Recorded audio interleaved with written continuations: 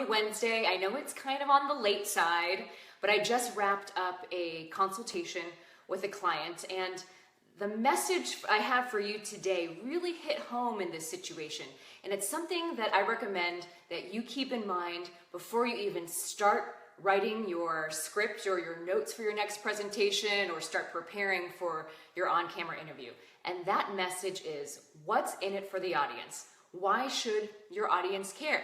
If you keep this in mind throughout your writing and preparation process, it'll keep you on track and it'll help you eliminate the points that are not necessary in your presentation.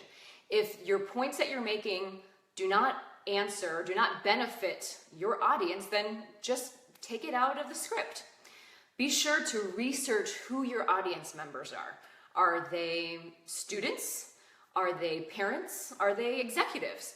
Each approach and your examples and your stories you include in your presentation should differ depending on who your audience members are.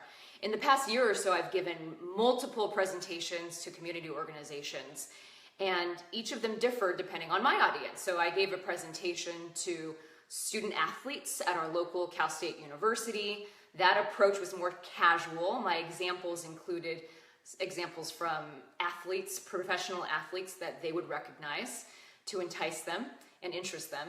I also gave presentations to Rotary and Kiwanis clubs. So those approaches and my examples and stories definitely differed between the students and these professionals in Rotary and Kiwanis clubs.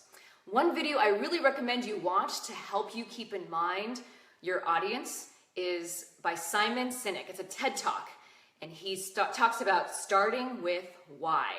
In it, he gives examples and talks about how people don't buy what you do, they buy why you do it. So by keeping in mind your why will help you stay on track to keep your audience of the utmost priority in writing or in preparing for your presentation or your on-camera interview.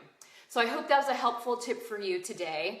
Tune in next week and I'll give you three easy tips on how to start out your presentation to catch your audience's attention in the first 5 seconds. If you like what you heard today, please share with your friends, like my Facebook page, and check out my website at jessicachangconsulting.com. Thanks, and I'll see you next Wednesday.